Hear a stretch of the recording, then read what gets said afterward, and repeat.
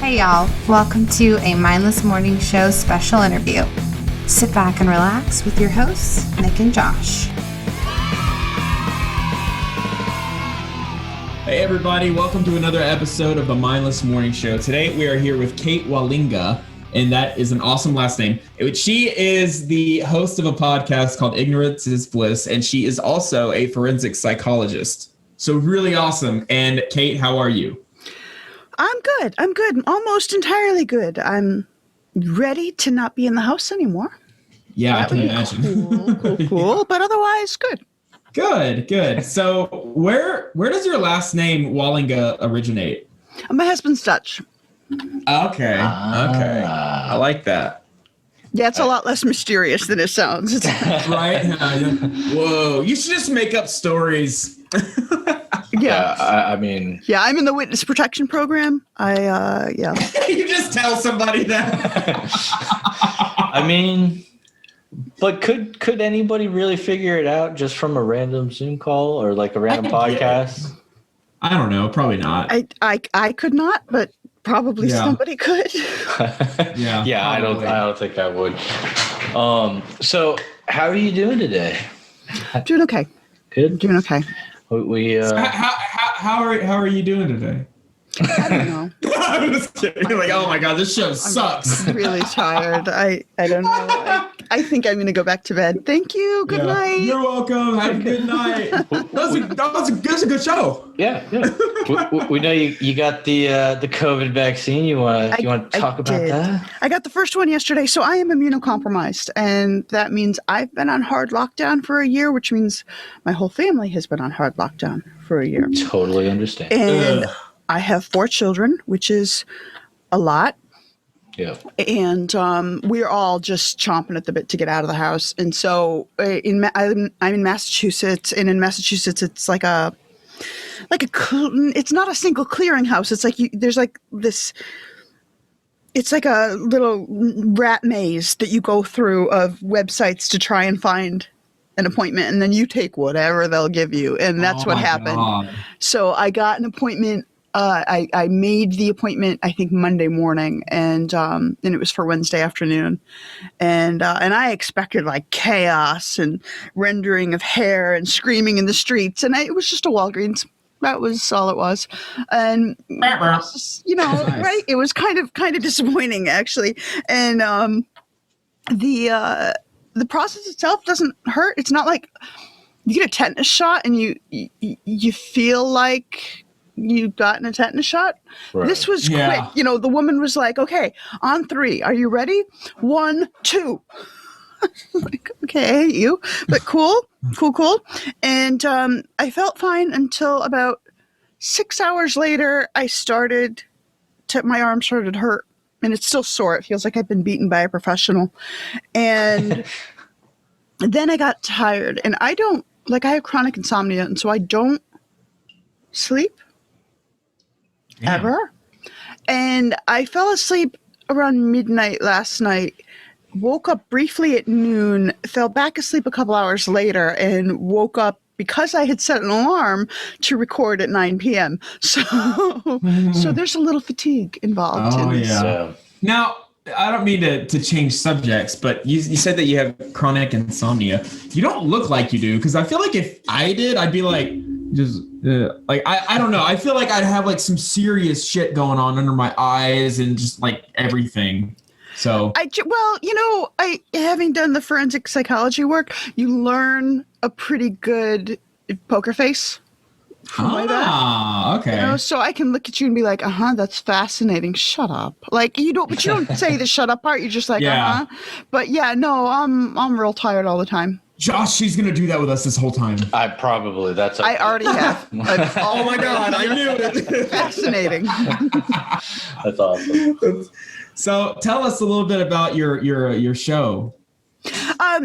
So I started in the trailer went out in January of 2018, first episode February of 2018, and it was because my father moved in with us, and I needed a break. I've been on disability since 2014, and I needed a time where I wasn't somebody's daughter, somebody's mother, somebody's wife, just to do my own thing. And, they say talk about what you know, and I know crime, like real well. Yeah. So I was like, that's what it's going to be. And so the first 6 to 9 months or so, it was a true crime show. It was, but not so much narrative. Like I feel like there are other people that do that pretty well already. And there are a lot of people who do that really badly already. So I decided I didn't want to enter into that arena, but I kept hearing people ask these questions like, why would somebody do that? Or what does it mean for them to not be found guilty by reason of insanity? And I'd be sitting on my couch 6 months after the show has been aired, answering them out loud alone. And thought, might as well record this because this stuff is not as mysterious as people make it out to be.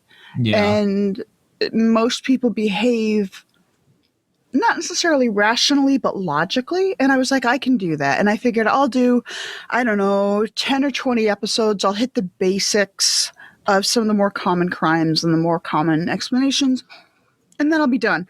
And now it's 3 years later, and I think my most recent episode is 304. So I shifted away from true crime after a while is the answer. Sure. And I just talk to people. I just collect stories. Yeah. Nice. That's perfect. I had listened to one of your episodes recently, the one with Mike, and where he was autistic and talking about kind of his viewpoints and his ideology of rules in the world and in his mind. And I really enjoyed that conversation because I do have a cousin who's autistic, and it's nice to get a perspective because my cousin, he unfortunately doesn't talk too much. So I don't really know what goes on in his mind, and I would absolutely love to know, but it's nice hearing just different ideas and different ways of thinking about it, and at least from their perspective, especially. Well, my favorite thing about my show is that I very rarely do I plan ahead of time.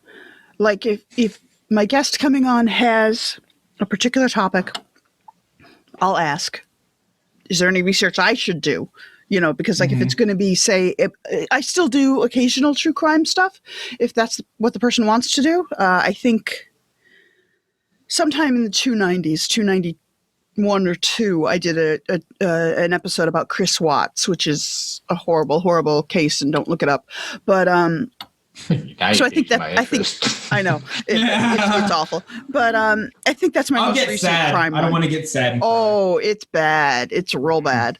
And so I look it up to make sure I have the names and the dates and the places and stuff like that right. But for the most part, if people don't have this is what I want to talk about, I'm like, cool, don't. Because my favorite thing is we just start talking and we see where it goes. And so with my friend who has been diagnosed with autism as an adult, I had no idea, none. And he was like, yeah, let's just talk about things and see what happens. And then he mentions that, and I was like, no way. And he was just so insightful and articulate about the whole thing that that was just the best. And the goal for my show, I feel like, is I want it to be like back in the before times when there were parties. Not that I ever went to parties, but if in my head, when there are parties and somebody's having a really interesting conversation and you don't want to be a part of it, or you aren't a part of it, but you want to listen in, that's what my show is.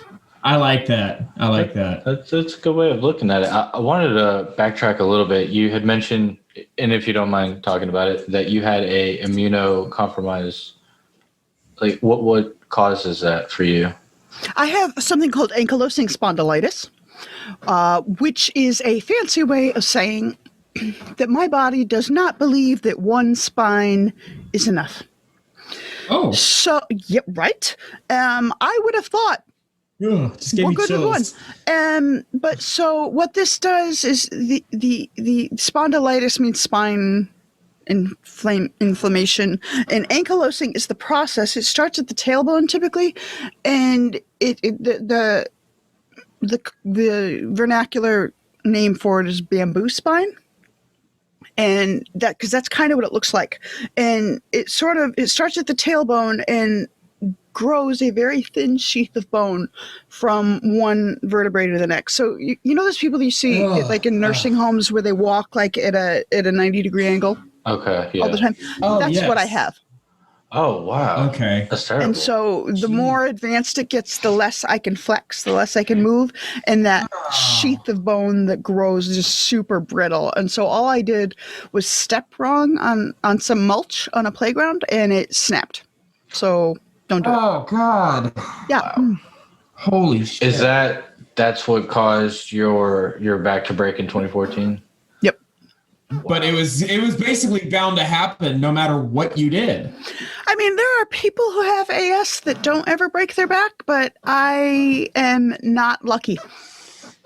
Oh, I mean, were you playing on the monkey bars too hard? I wish. That would be such a better story. I was literally just trying to step out of the way because I really hate playgrounds. I don't actually like kids that much. I just have a lot of them. So I was just trying to I feel like that can correlate after a while when you have more than one. You're like, more than two. Oh shit! Because I have 3, and then 4. I don't know. I'm imagining that's just. So here's the thing: I literally coded and died after I had my 3rd, because of an accident that happened in the delivery room. Someone in the delivery room had strep throat, and that got in my bloodstream. And the doctor spent 3 days saying, "That's just gas pain." And I was like, "This is my 3rd kid. I know gas pain. This ain't it, you know." But they ignored me for 3 days, and then by the 4th day, they discharged me. I couldn't get in my own house, and so my husband drove me around to the ER. And it's the first time in my life, and I've had a lot because of the back issues and because of everything else. I've had a lot of CT scans and that kind of thing. The first time I've ever heard a CT tech, they go quiet first, and then they go, "Holy shit. Oh no. Don't do that. Don't say that. Don't do that. No. Bad." No. But so it turns out that my uterus had ruptured. But, gas pain or ripped organ, same, totally same, right? So my uterus is in a jar, presumably, somewhere in Boston. And yet I have a 4th child from after that because we accidentally adopted. So how do you accidentally adopt? You just slipped and signed the paper by accident? What am I signing? This is crazy. Oh, who are you? Wild. 200 pages worth of paper. And man, those doorman salesmen are getting real good now, huh? Hardcore. Well, we hired a nanny after I got sick because I was in a coma for a week and a half. I was in the hospital for 6 weeks and then home health care for 9 months. And so I needed help. We live in Salem, Massachusetts, and my husband works in Boston. So it's only it's 10 or 11 miles, but that means in Boston traffic, that's an hour and a half. Oh my God. So we hired a nanny and she did a pretty good job. She got how we parented. And we ultimately ended up, we had an in-law apartment. We let her move in to sort of trade rent for childcare, and that was good. And then it reached a point where I was like, "You're not making good life decisions in different ways," including she was trying to become pregnant as a single mother. And I'm like, "You can't handle my kids. There are times where you have to come to me and say, I need a break," which is good. Please do that.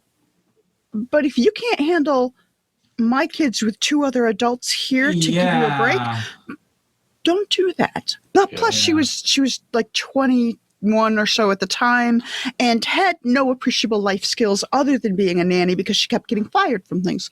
But whatever. She decided, I'm going to get pregnant as a single mom. And I was like, okay, cool.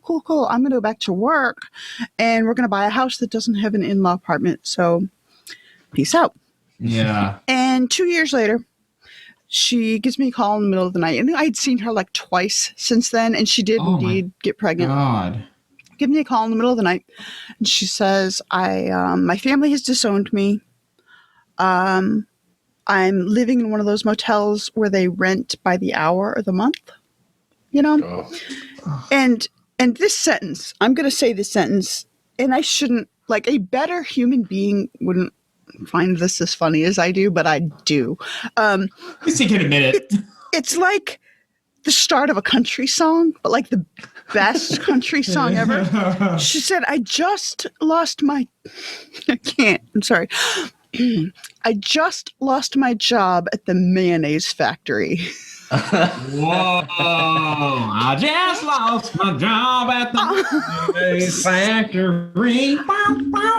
Okay, like, I thought it just randomly appeared on the shelves at the grocery store. Like, I didn't know they had factories. And so she was like, can you help? Of course. And we let her move in.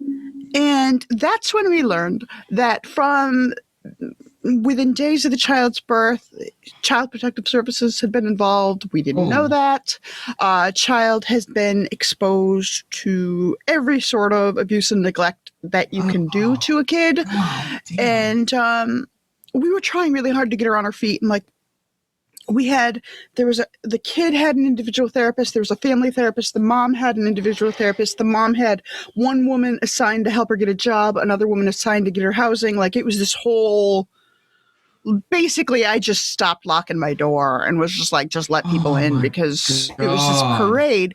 And after 4 months, we learned that the mother got fired from several jobs, and this is including, like, she got fired from Joanne Fabrics at Christmas, which takes some doing, man. Yeah, I'm sure. And that's busy. Right, and so I learned at 4 months that the mother was engaging in sex work out of my home, and not a fan. Holy shit! Not my no. No. So we invited the mother to get the hell out of my house. And we told her, we're like, you can leave the baby with us and we'll take care of her while you get set up with an apartment, or you can take the baby, but either way, you don't get to stay. And she's like, I'll leave the baby here. It'll be easier to find a job. It'll be easier to find a place. Yeah, sure. And I said, okay, give us a couple weeks to let the kid adjust. Because at this point, I still hoped that the child had emotions, which she kind of does not. And I don't know if that's good or bad. I think a little of both for this kid, given what she survived. And so just give us a little time, though, to find normal. And so 2 weeks later, the bio mother called me and said, I'm never going to get better. You keep her. And that's the last time we've seen her. Oh my God. So, surprise, it's a girl. Wow. So, you never know. You say 3, you never know. Like, I'm saying. I gotta say, though, like, because first off, you're amazing. Yeah, you're an absolute incredible person to have an open door to just strangers, essentially. I mean, granted, they were a babysitter. Well, over time, y'all wanted to help and do what you could to get her going. This wasn't your intention, but the fact that happened and you guys are not just sending the child away to some foster. You have your own issues. It doesn't seem like you at all think about it too much. Like you're selfless. So that's incredible. Well, the theory, the philosophy, I guess, that my husband and I have is generally, if you can help, then do. Yeah. And that makes us sound like much better people than we are, because there's been plenty of times when I've been like, I just cannot. I don't have the energy. I don't have the bandwidth. Well, that means you can't. And fuck off or whatever. I find, exactly. I find some way usually nicer to say it, but if we couldn't have helped, we wouldn't. But the thing is, so this kid has, she has a thing called reactive attachment disorder, which it looks a little bit like autism, but like the flip side of the coin. So like she's overly affectionate and she doesn't understand rules. She doesn't understand social expectations at all. Sure. It's hard to explain. It's one of those, like, she's an excellent mimic. And so my biggest fear was that we were going to let her go back into the system. Oh God. And the, subsequent foster parents wouldn't know, because would you? Yeah. And so we just decided, like, look, it's the right thing to do. And I definitely believe that we have benefited more than she has. by having her in the house. Like, oh, good. You know, she sort of completed the family. That being said, I'm not adopting any more children ever. Well, that's fine. Four, right? Yeah, that's a good story to end the bang. I mean, that's awesome. That's definitely a family worth a good story. Maybe a movie even. You know, oh God, no. We know some people. We can get you a movie.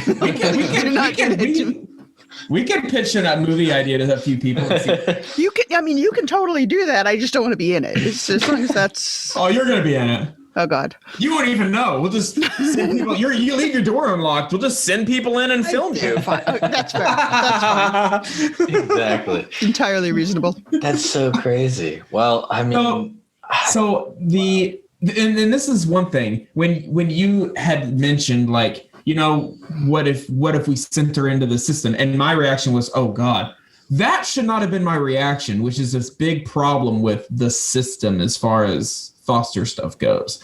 Like, I feel like there needs to be more training with mentality of what these kids are going through. And I don't know if there is. I don't know much about that, but do you have any insight into what the system does or is, or it depends mentality? On the parents. Like, you do get money for fostering, and so as soon as you kind of need it because it's the equivalent of like child support, but as soon as money becomes a part of the equation, motivations get murky. And people that do it, I'm curious what the application process to be a foster parent would be, how hard or easy it is, because that's another thing too. So actually, there is a movie called Instant Parents with Mark Wahlberg and some other actress. I don't remember the name, but my wife and I, we had watched that movie and loved it. And like, we were sitting there because we have one kid and we have a hard time conceiving another because we want more, but I have 4. You could. Yeah. Well, we watched that movie and we were thinking, why don't we do that? And then we saw the struggle they went through of like almost losing one. And I was like, man, we couldn't take that. We would die. Like, we would mentally and emotionally just die because of that. That would, I don't know. That sucked. Wait, so what ended up happening in that? Because with foster parents, like, you can essentially keep them at your home and maybe forever. But if the other parent gets their shit together, they can take them back. And yeah. And in fact, that's the goal. Yeah, it is the goal. Yeah, but God damn, and that's why it was one of those things that, like, man, I don't know what to do. Like, we want to just like get a big house and just open it up to a bunch of kids, essentially, just to have somebody there to care for them. Because I'm pretty sure. Yeah, what? I've got an idea. Mansion. The kids raise the kids, and then more kids come in. And those kids raise those kids, and the kids that get older raise the younger kids, and there's no adults at all. That's called the Duggar family, I believe. Oh, yeah. I'm not original. We'll call it the Mindless Mansion. Mindless Foster Mansion. Yeah, so that's terrible. I mean, and that's why. So I'm gonna do like just a minor little plug here. There is a restaurant here in Orlando, a couple places in Florida, I think, but Fuck Your Diet, it's not Fuck Your Diet, it's FK Your Diet, but the FK actually stands for foster kids, so the proceeds do go to foster kids. So that's cool. And yeah, dude, their food is amazing. I actually I'm gonna be reaching out to Doug, see if we can get him on. But yeah, that'd be cool. Yeah, so I think that's a really, really cool thing that you do there. So, and I agree. We never planned on fostering. We never looked into that.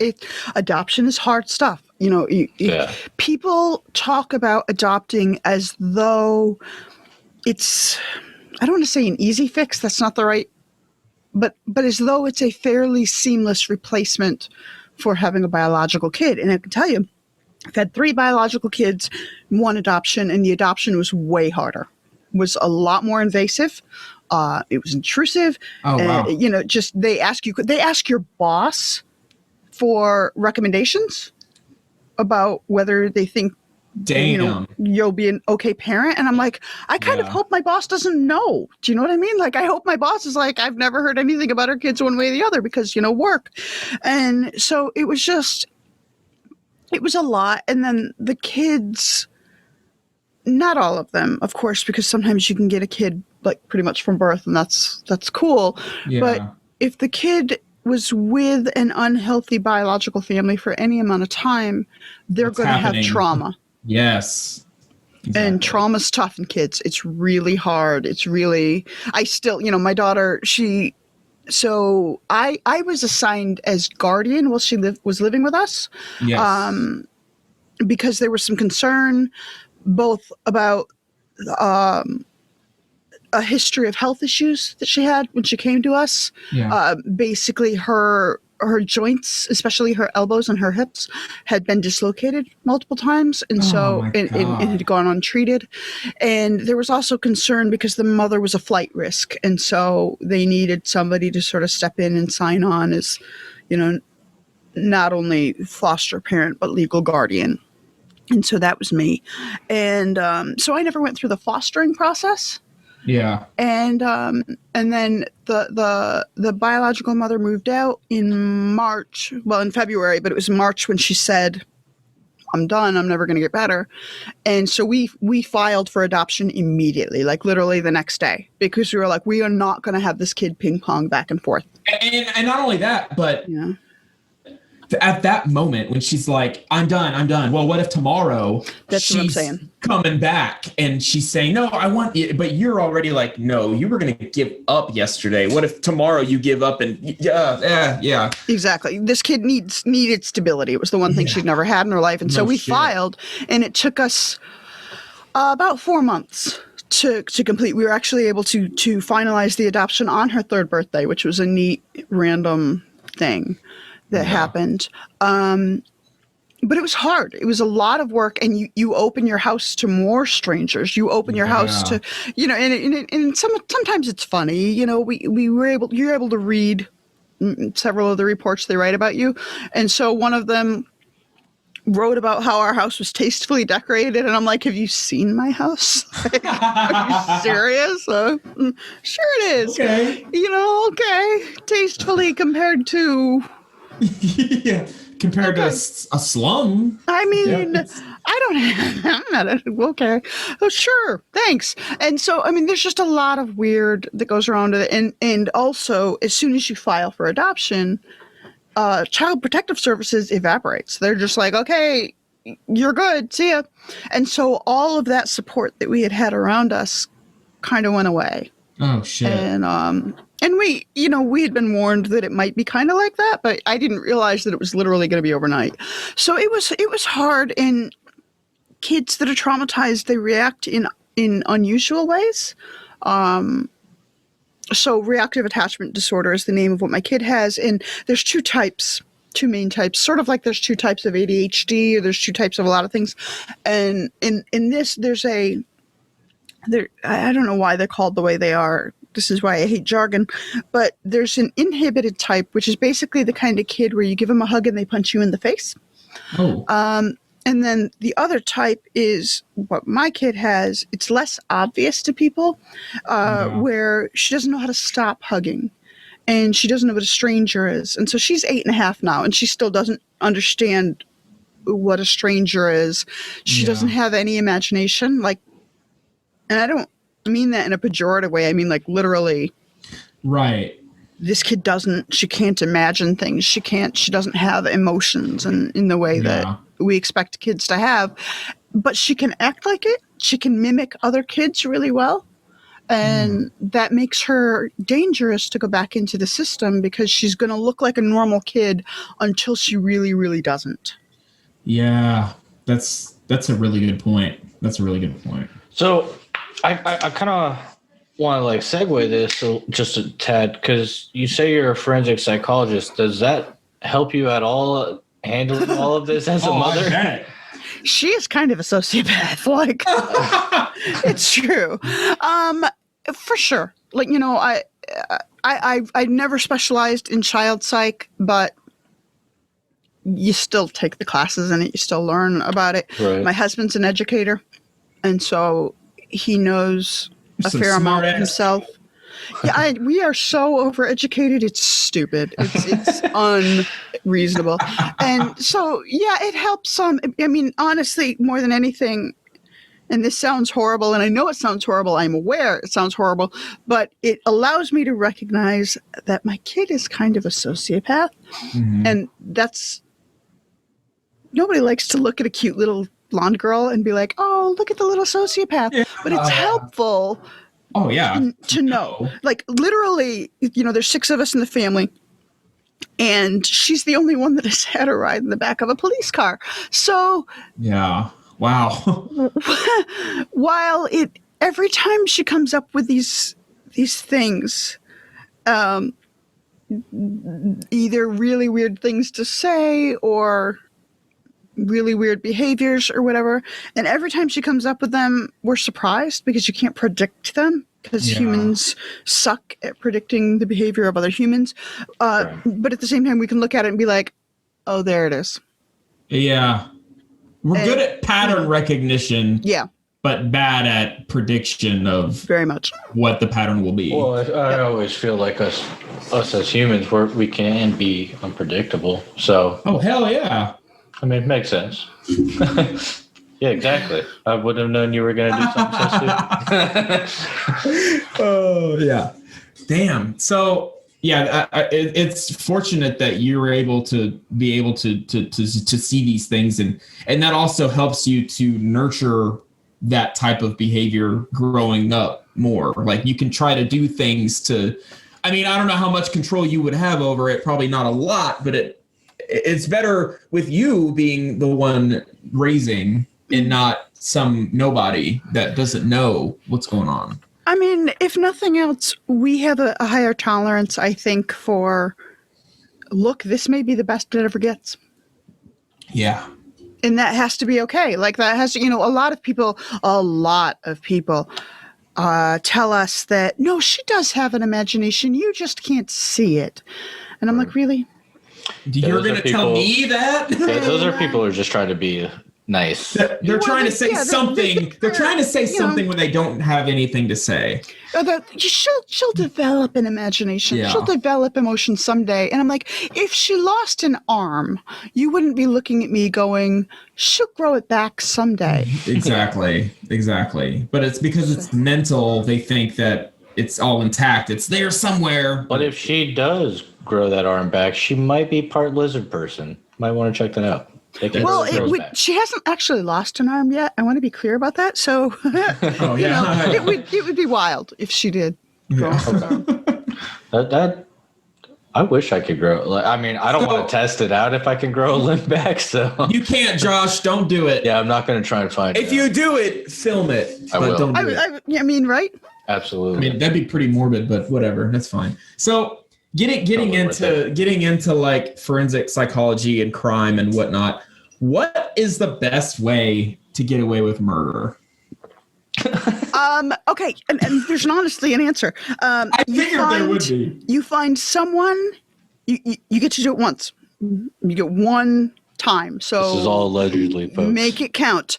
And you find someone who's not visibly related to the person. So, like, I contact you and I say, I want you to kill my neighbor.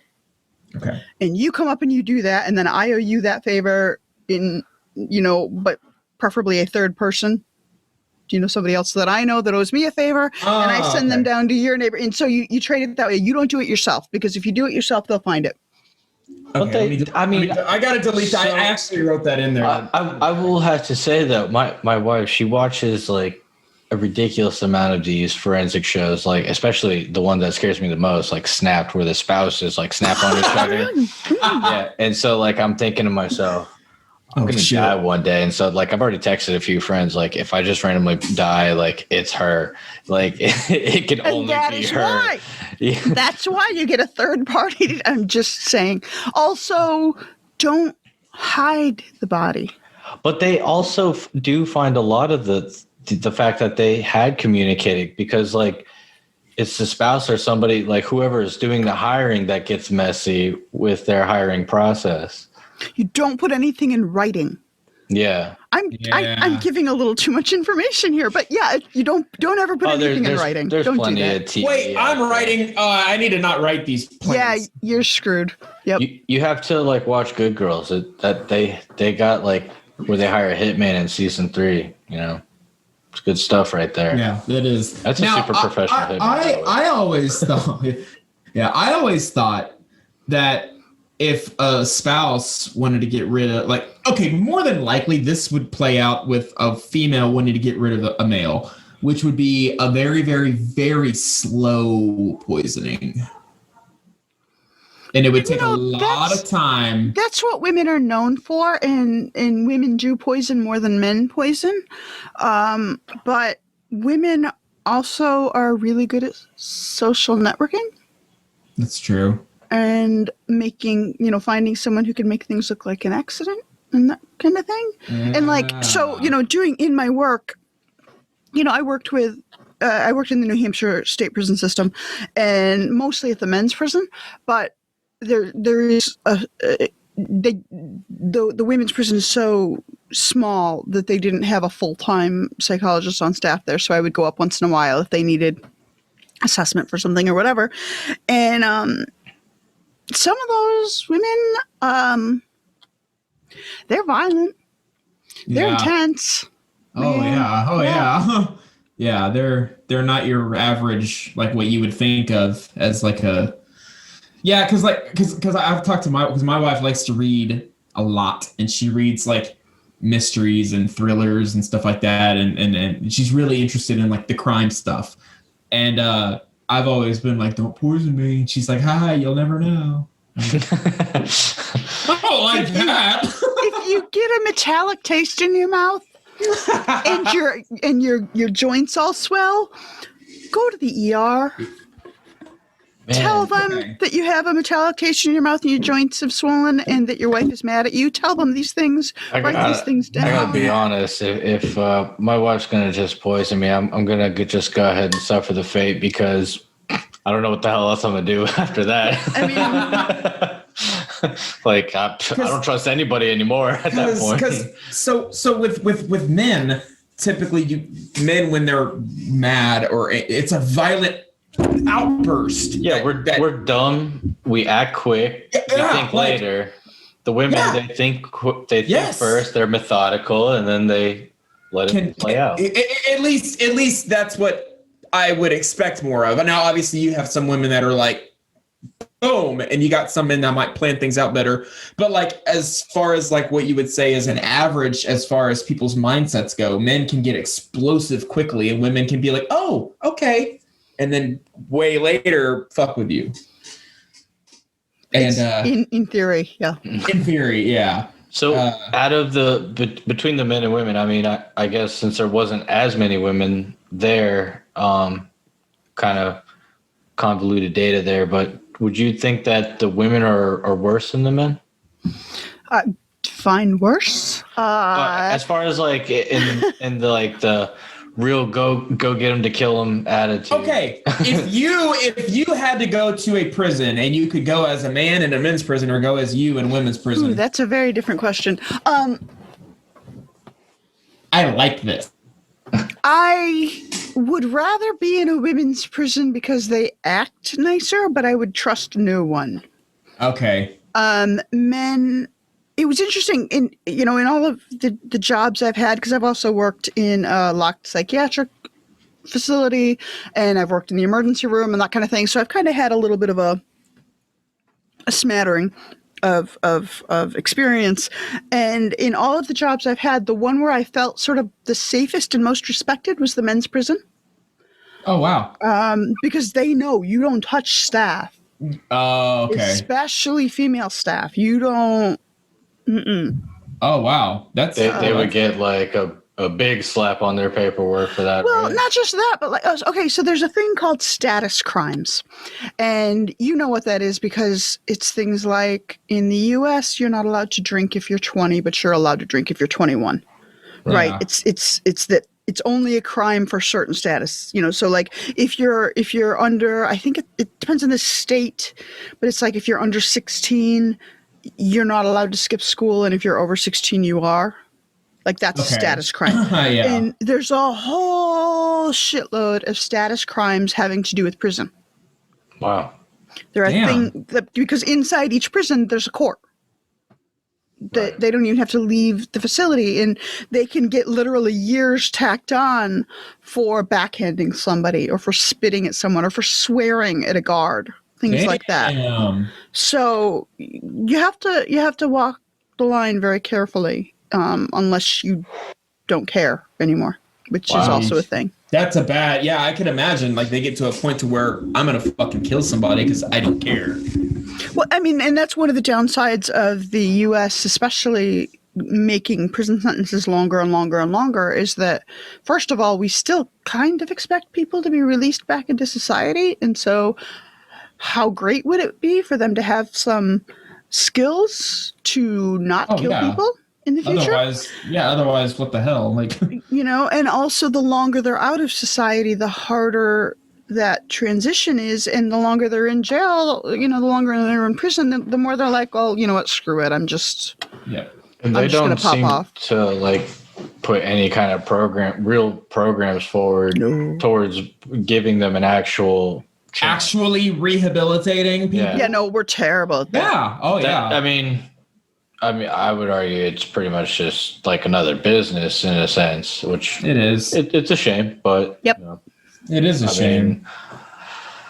Don't do the crime if you don't want to do the time. Well, it's hard. It's hard. It's easy to simplify that. On the other hand, humans behave the way they do logically.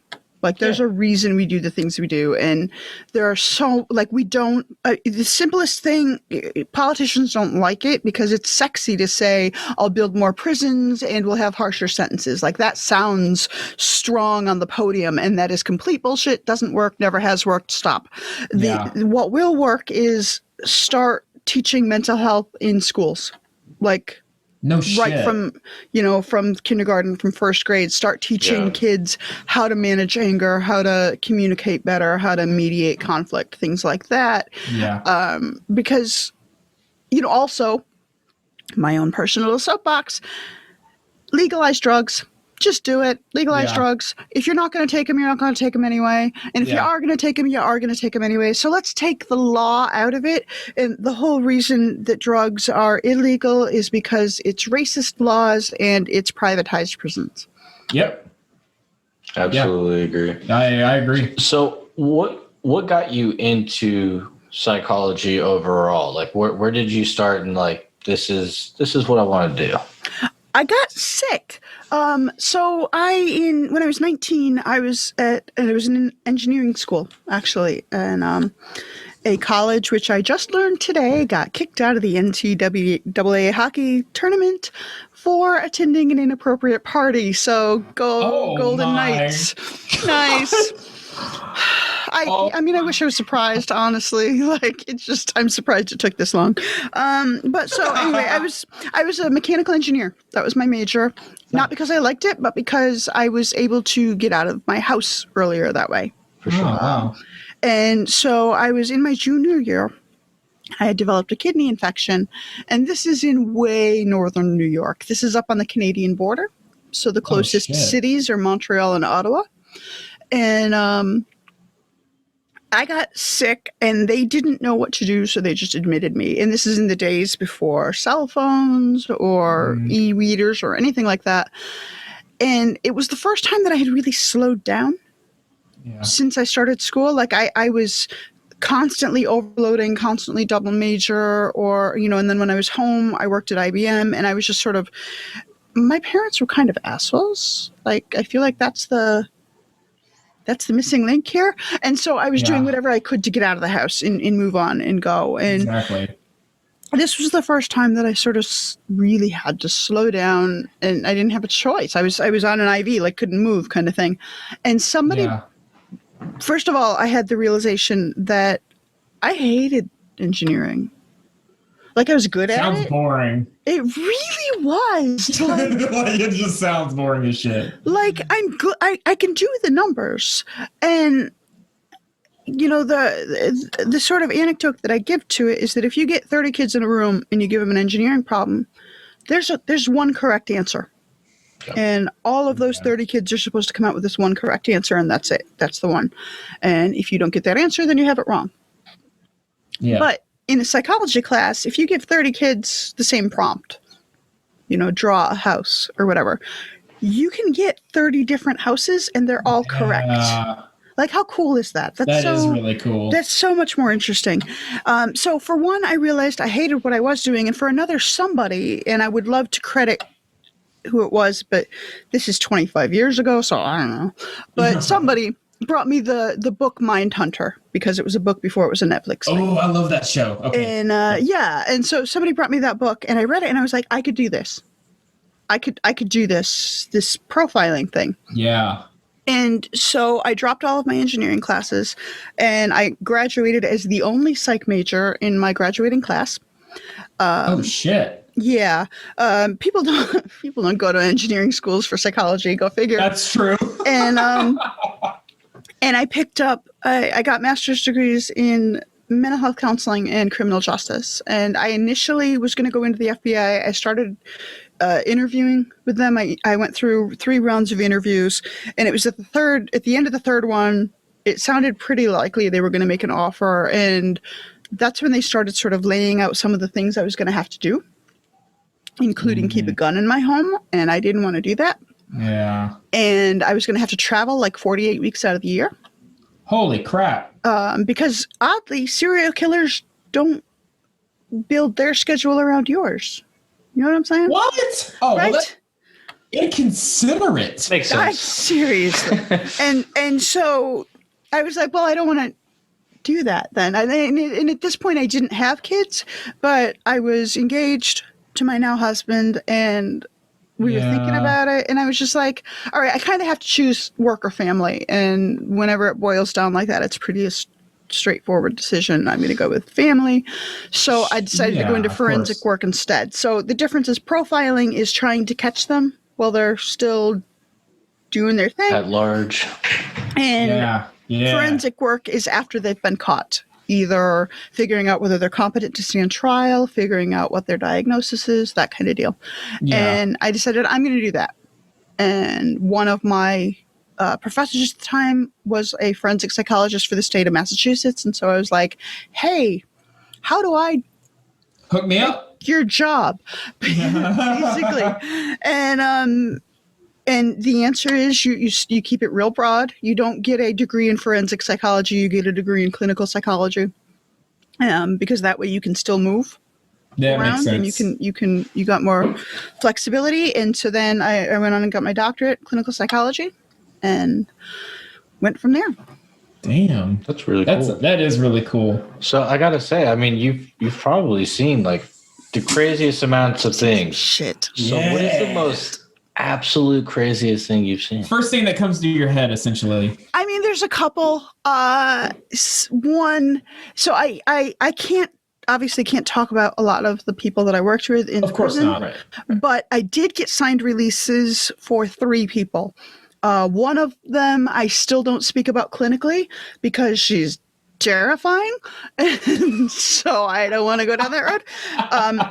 So I talk about having met her in the rec yard area, like the J room, before doing any clinical work. Her name was Sheila Labar, and she's a serial killer out of New Hampshire. And she's a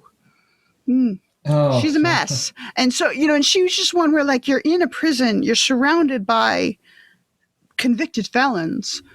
Everybody's a little bit scary, especially like women are more intense, scary. Like there's a little bit more of a staring down thing, especially when you show up as a woman on their territory. So it was intense anyway. But this one woman just sort of exuded a threat, not to me, just to the whole world threat.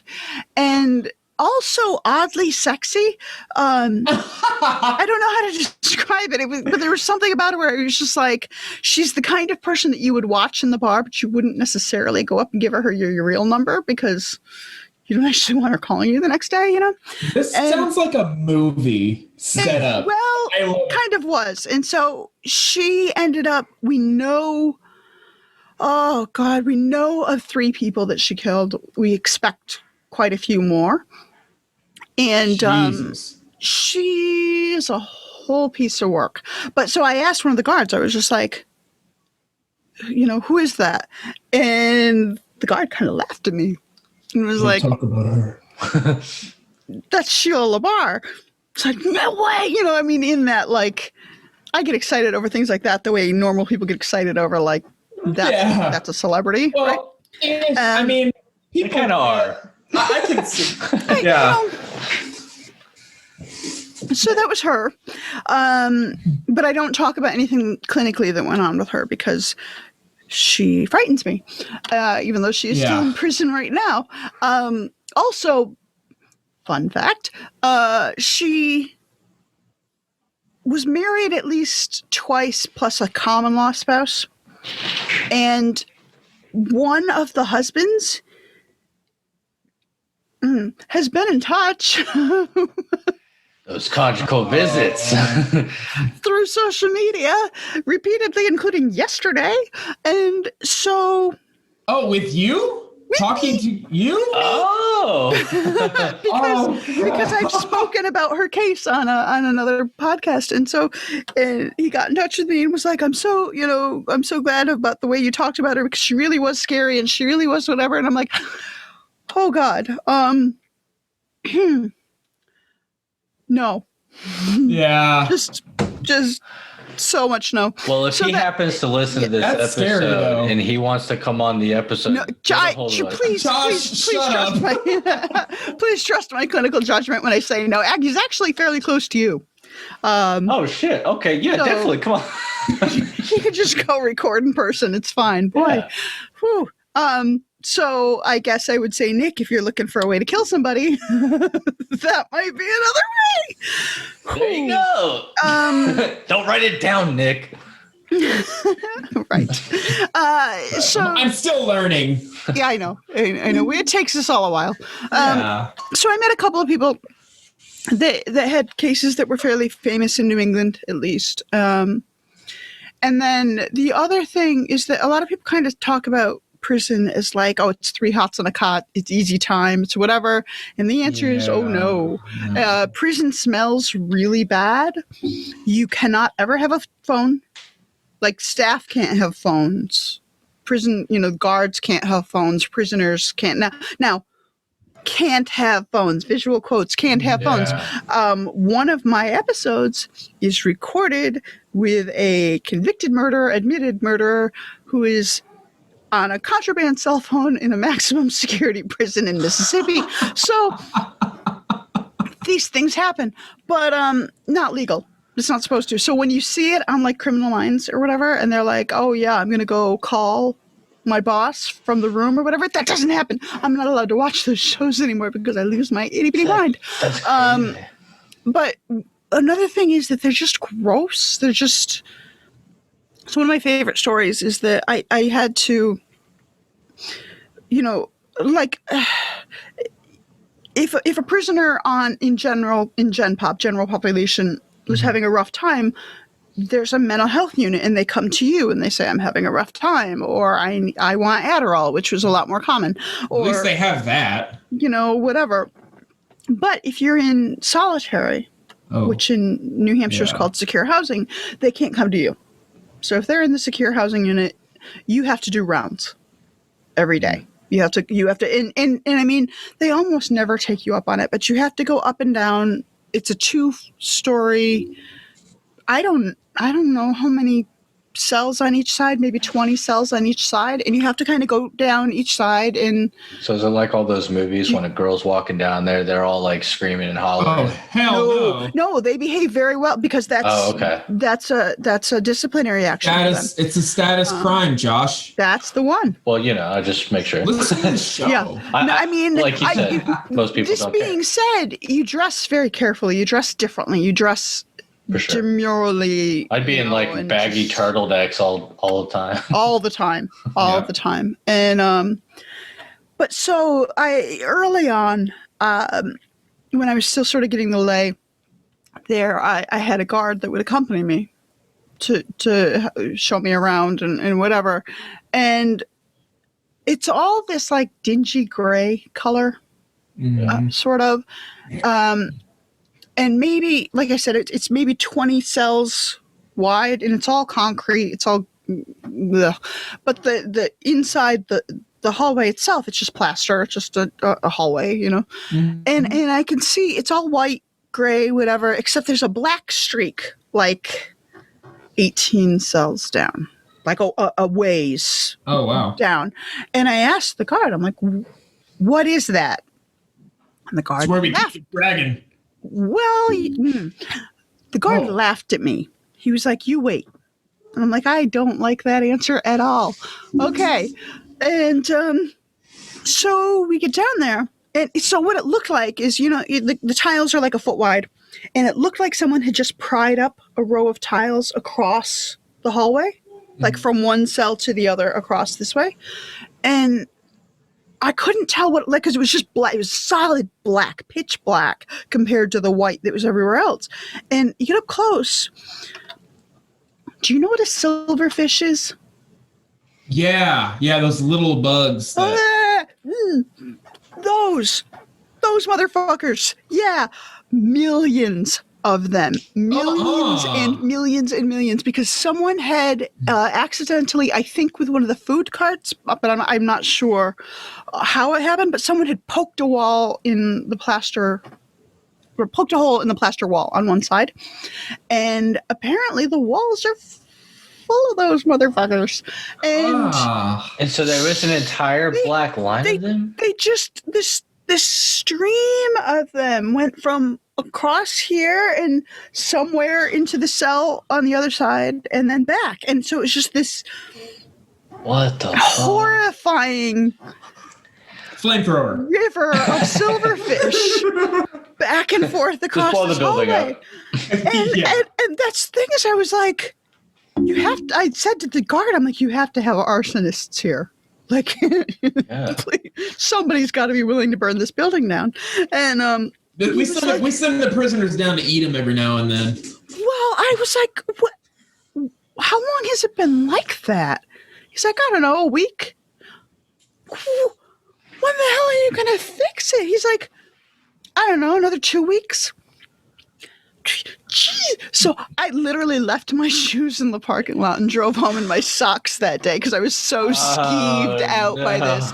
And it's the only job I've ever had where I kept a Tupperware bin in my trunk of my car with a pair of work shoes.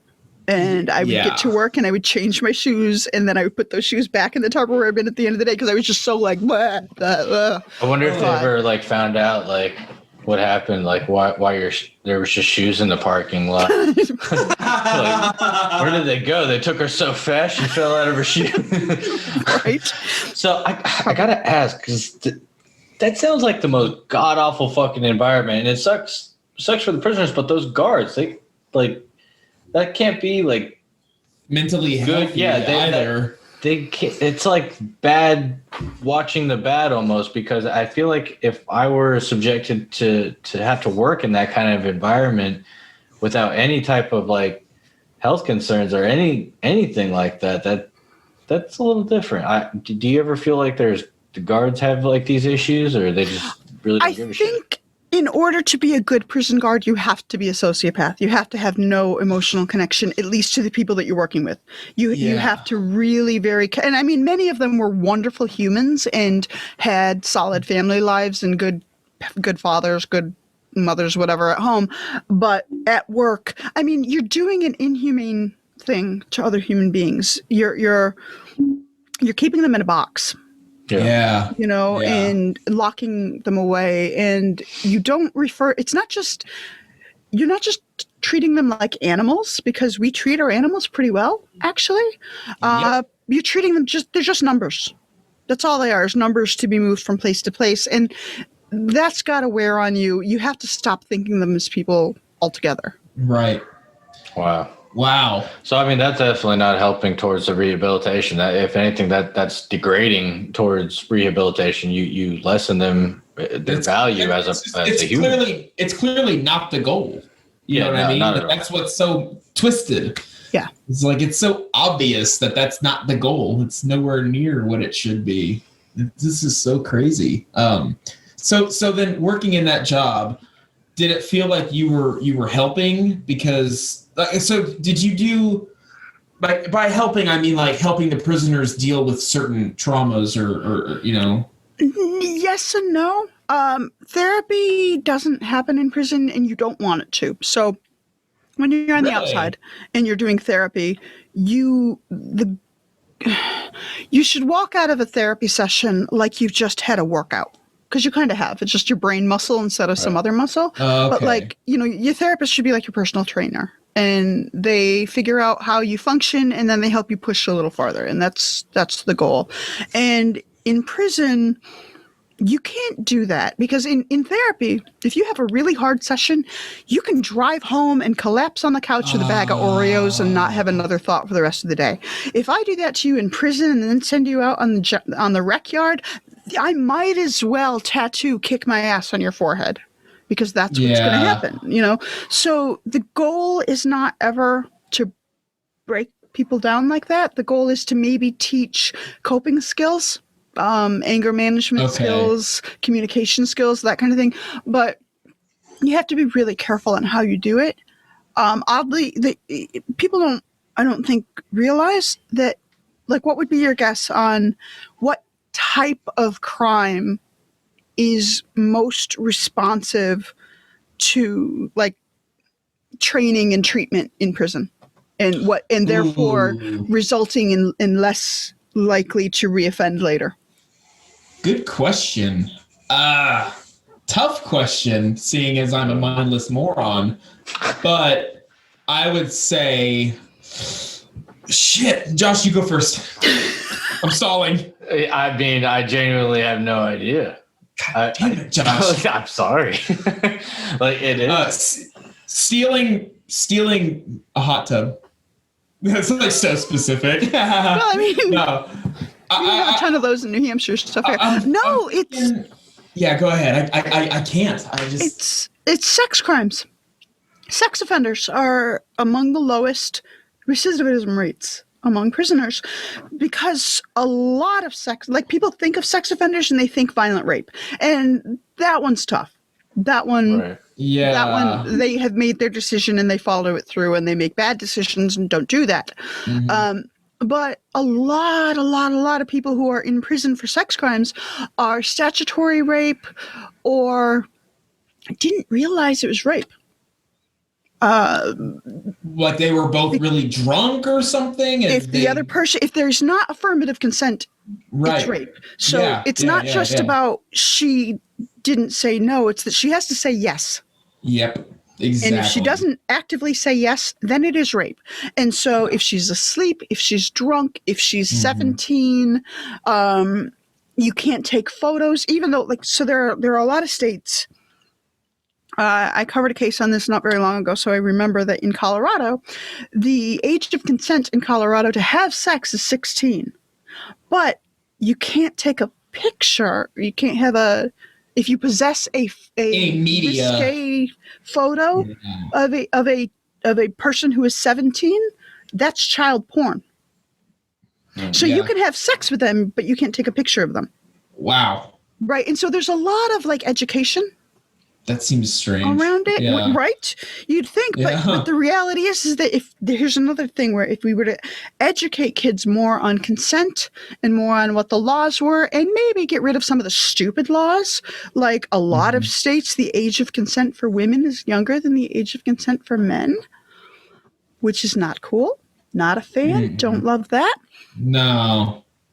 So, that's more creepy. education and more, so an awful lot of people are horrified to find themselves in prison because they're like, there was no violence. We had sex consensually before. I was trying to do something romantic and took her out to a nice meal or woke her up or, whatever the case was, and didn't realize that this was rape. And so that kind of education goes over well. Wow. That putting it like that way when there's so much people don't know. And I mean, obviously you get to a certain point where if you're a certain age and you're trying to hit on a 17-year-old, you're weird and skeevy and you shouldn't, but yeah, just don't. Yeah, but like depending, because there is a cutoff. And so you could have somebody that's 19 and someone that's 17, which isn't as bad.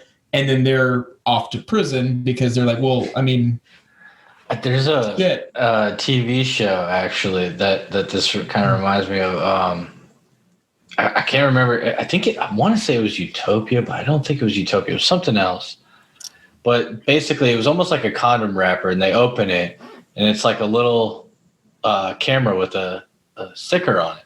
And they stick it to their chest, and then they look at each other and like, I give my consent. And they say it to each other. The camera captures it, and then they engage. And I'm like, yo, if it ever comes to that, that's some bullshit. I mean, but I would so much rather it err on that direction. I recently, in October, I passed 20 years married. And congratulations. And I still... There are times where my husband will be like, is it okay if I? And I'm like, please err in that direction. It shouldn't be that hard. If you're willing to do the thing, you should be willing to say the thing. Yeah. So do you find that there's like a lot of cases of like spousal rapes? Like between husband and wives? Wow. Yeah. There are still countries in the world. I'm not sure states because I've kind of fallen off the... Like I used to keep track of what was legal in which state, and then it got really depressing and I stopped. But I know that there are countries in the world where you can't rape your wife. Yeah, Texas used to be like that. I am not surprised. I would certainly hope like it's just not allowed anywhere, but obviously that's not the case. Well, it's at least in America, it seems to be changing or has changed. I don't know. Like you said, I'm not sure either. Definitely not. But like, that's just crazy that was ever a thing, ever. Like, it's crazy. Yeah, I can't imagine. Like, my wife says no. I just okay, turn over. I mean, that's the thing. You turn it over. You wait till you got a minute, or 3 minutes to yourself, whatever it takes. But I'll let you sleep in tomorrow. No? Okay, well, you're lost then. Yeah, I mean, I'm gonna wake up at 5 now. There could definitely be negotiations for some kind of consent. But... Well, and I'm... there are things you do in a marriage. Exactly.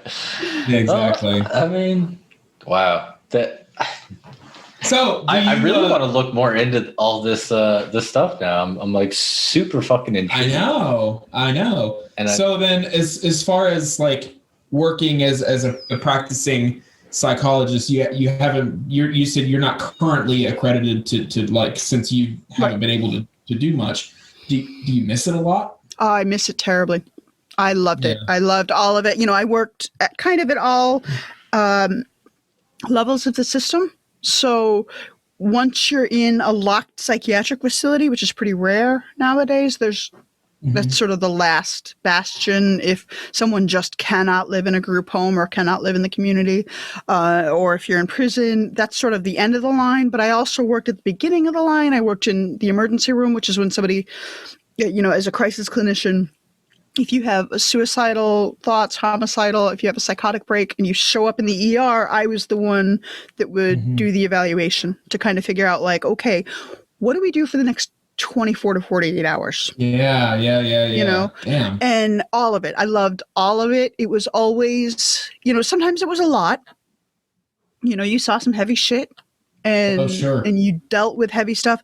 And I would say out loud to myself as I was driving to work or driving home, this is a privilege. Like, who gets to see this? You know, we see TV or we see, you know, Snapped or whatever, and we think we know what this is. But then actually being in the room with somebody and you know, there were quite often where I'm sitting down with somebody and at minute 1, I'm going, hi, please spell your name for me. And at minute 10, I'm going, which drugs have you taken in the last 24 hours? Right? Like I'm asking some really personal questions really fast. And the people would tell me. People would answer for me. I mean, you learn ways to ask. You learn. Sure. You know, so like with the drugs thing, I learned early on not to say which drugs have you taken because nobody ever took drugs. No. But if you say, hey, they've taken a urine sample and some blood work, and I'm waiting on that to come back, which was a lie, by the way. I never waited for it to come back. I always had gotten it back before I came in to see you because I'm not an idiot. But I would say I'm waiting for it to come back. And so what's going to pop positive on that? And you get very different answers. You get people who say like, oh, I never take drugs. What's going to pop positive? Oh, cocaine and heroin. Yeah. Okay. Right. And I had one woman was one of my favorite who just in terms of answers, she was kind of an asshole, but in terms of answers for that question, she was awesome because she was just like, I never taken drugs, you know, very like, oh, I would never. I can't believe you're asking me this. A little bit. There was a little bit of that, like, how dare you? She called me young lady, and I was like 30, you know? I was like, okay. But I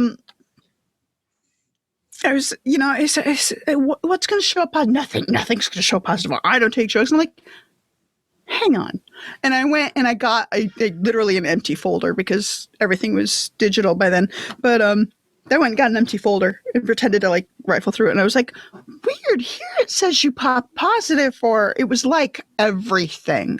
Like, so it's called a DAU8, drugs of abuse urine 8.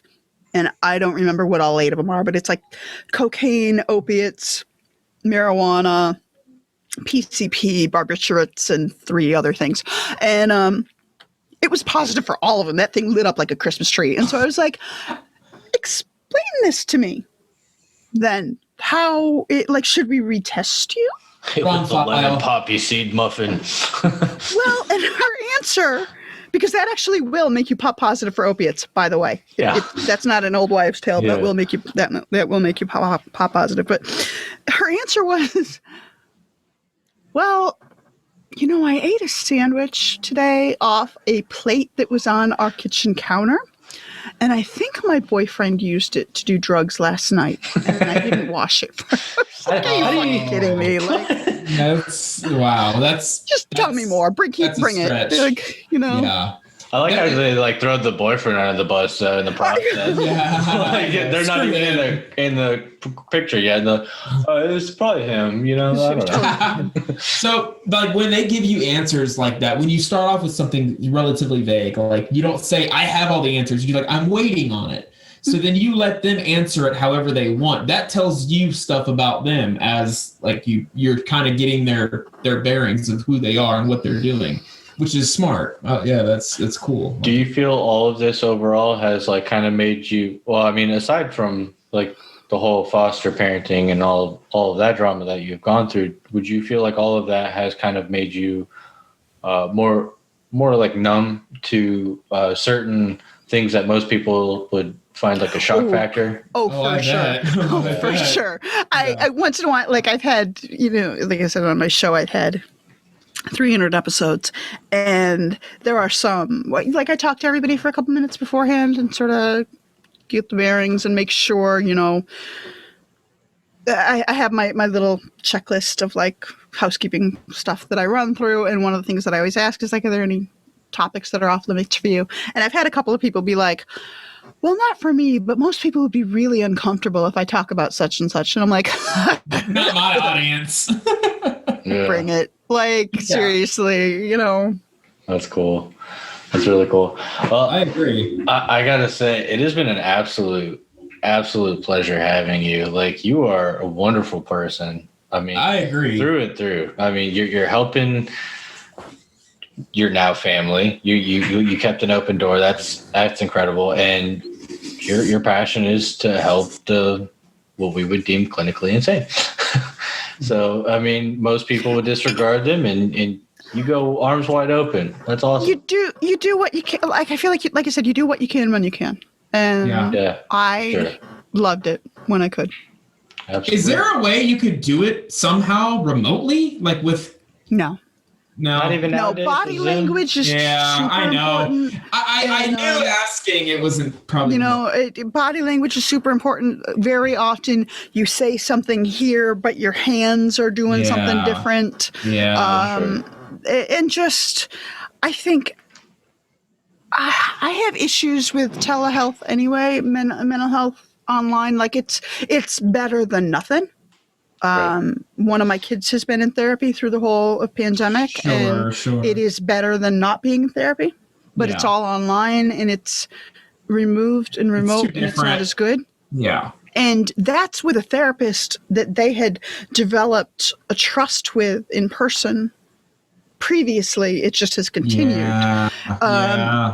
With something like crisis assessment, I'm like I said, I'm asking you to tell me your deepest, darkest secrets. Right. Sure. Sometimes the best thing I can do is show up. Oh, no. Yeah, exactly. That's crazy. So you're going to tell me your deepest, darkest secrets right now? Go for it. I will tell. He wants you. He wants us to tell his deepest, darkest secret, and I already know what it's going to be. Go ahead, Nick. So turns out I've actually been a plumber this whole time. Wow, we need a plumber here. Okay. We do. Yes. Josh. So every episode I end up bringing up that I'm a plumber. Somewhere in the episode, somewhere it comes up. Normally he says, I can always make you run it. Yeah, okay, sure. Well, this time I've just been like, oh my God, this whole episode. I haven't really. There's just a lot going there, and man, we're gonna need some more stories. We're gonna. We'll have you back. We will have you back. Oh, for sure. Okay, she agreed. Yeah. Yep. We have. I'll talk to anybody. My sort of unofficial branding, and I really should get my kid does all my merch. My oldest kid is a junior in college and studying for her fine arts degree, and so she uses her fine arts degree to do podcast merch, which I think is ideal. And I haven't had her come up with something yet. But eventually, I feel like I need something that's like #PodSplit because I'll talk to anybody. #PodSplit. I like that. That's definitely a good one. Well, I mean, if she's ever wanted to do art for video games, let us know. We know some people. I certain would love to. Yeah, we are those video gamers. Yeah, those game developers that would help. So that's awesome. Well, again, thank you so much. Is there anything you want to tell our listeners? Any kind of message you want to spread to anyone? I mean, it sounds. So I'm not. As this may be a shock. I'm glad you're sitting down. I'm not especially earthy crunchy. I'm not a good therapist. I'm not at all a good therapist because you have to be really patient and you have to be really steady. And you kind of basically get in the person's head to figure out how they think, and then you back out and let them do the changes because you don't want them in therapy forever. And I did assessment, and the difference is in therapy, they're lying and they're lying, but you let them get away with it. Because they have to go through their own process. In assessment, I can look at you and be like, that's bullshit. I'm going to go talk to the next guy, and you let me know in 3 hours if you want to not lie anymore because I don't have time for this. And so that's super fun. But I've developed a catchphrase through my podcast because at the beginning of every episode, I have a disclaimer that different podcasters and friends have read for me. Started off with my dad doing it, and then my dad died by suicide in 2019, and so I can't use his very often. I'm not there yet, but so it's the disclaimer is like, step one is like, this podcast is not safe for work, small children, or houseplants. And step two is like, it's I privacy and confidentiality are maintained. that I can lie like that about somebody's gender or somebody's age or whatever, because the point is the story. Yes. Not the demographics. And then at the end, I include the National Suicide Lifeline number. 800-573-TALK is them. And I know that speaking to them gave my dad a couple extra months. And so I'm a big proponent of that. And when I first wrote the disclaimer, I was just like, I don't know how to end this. I don't know. It needs something to finish the disclaimer. And so I just had my dad say, because it was literally the night before I put out my first episode, I was like, shit, I didn't do a disclaimer. Hey, Dad, you want to record this for me? Come on. And he was like, okay. And so I added the words "you matter" at the end of the disclaimer. And that has become sort of my catchphrase, sort of I think people don't hear it enough and people don't say it enough. Yeah. And it doesn't mean that you are like, let's be real, not everybody matters to me. Sure. It's not possible. There's no, just of course too many not. people. Oh, how dare you? Right? But you matter. You matter to somebody out there. And if you don't matter, if you don't feel that you matter to somebody out there, get in touch with me and I'll help you find somebody that you matter to. Yeah. And I feel like just especially now, as the pandemic is wearing or, wrapping around a full year, and as people are sort of getting the vaccine, but they're still not able to go out in the world yet. And they're starting, I think there's a lot of this like existential dread that's going on in people. And just, I keep trying to remind people, you matter. And I've had listeners tell me that they'll listen to my show specifically just to get to the end of the disclaimer and turn it off sometimes. Because sometimes they're not interested in who I'm talking to, but that's the only time in their day that they'll have another human being say to them, you matter. And so I'm sort of on this low-key crusade to like just say it to somebody. I like that. Yeah. Well, see, there's also the story, and I know we'll be wrapping up here pretty soon, but there's also the story that I've seen where there was a young girl that walked around and she put signs on bridges. Mm-hmm. I'm sure you know about that. And it said things like, you matter and stuff like that. And people would go and think and about to do it and see the sign and back away. And it's crazy. There's a documentary from the 90s, I think, maybe early 2000s, called The Bridge. And it's about the San Francisco Golden Gate Bridge, which is one of the most frequent suicide sites in the world. And a couple of people, they interview people who witnessed suicides or people who attempted suicides, and they ended up interviewing some who did complete suicide on it. And a couple of people talked about, like, I was just waiting for somebody to acknowledge my presence. That if someone had made eye contact and asked me if I was okay, I wouldn't have done it. Wow. Yeah. Yeah. It's like they go up there to test it, and then they're like, nope, fuck it. Fuck it. Go. Yeah. Yep. Yeah. So, I mean, err on the side of letting people around you know that they matter to you, even if they don't really. It's okay. Like, sometimes it's okay to lie. It's okay. Yeah, I agree. It'll save a life. Lie. I agree.